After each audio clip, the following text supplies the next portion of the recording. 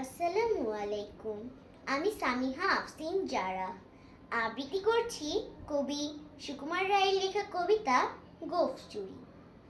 Head অফিসের বড় বাবু লোকটি বড় শান্ত, তার যে এমন মাথার ব্যামো কেউ কখনো জানতো?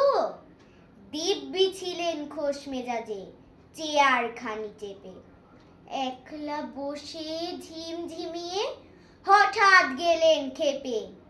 আঁতকে উঠে হাত পা ছুড়ে চোখটা করে গোল, হঠাৎ বলে গেলুম গেলুম আমায় ধরে তোল। তাই শুনে কেউ বদ্যি ডাকে, কেউ বা হাঁকে পুলিশ, কেউ বা বলে কামড়ে দেবে সাবধানেতে তুলিস। ব্যস্ত সবাই এদিক ওদিক করছে ঘোরাঘুরি। বাবু হাঁকেন ওরে আমার গোঁফ গিয়েছে চুরি। গোঁফ হারানো আজব কথা, তাও কি হয় সত্যি?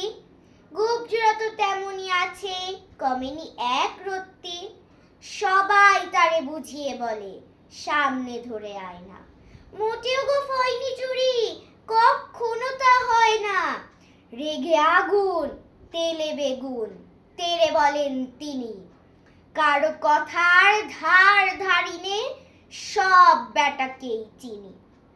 নোংরা ছাটা খ্যাংরা ছাটা বিচ্ছিরি আর ময়লা, এমন গোঁফ তো রাখতো জানি শ্যাম বাবুদের গয়লা।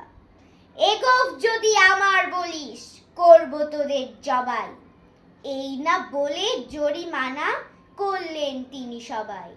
ভীষণ রেগে বিষম খেয়ে দিলেন লিখে খাতায়, কাউকে বেশি লাই দিতে নেই, সবাই চড়ে মাথায়।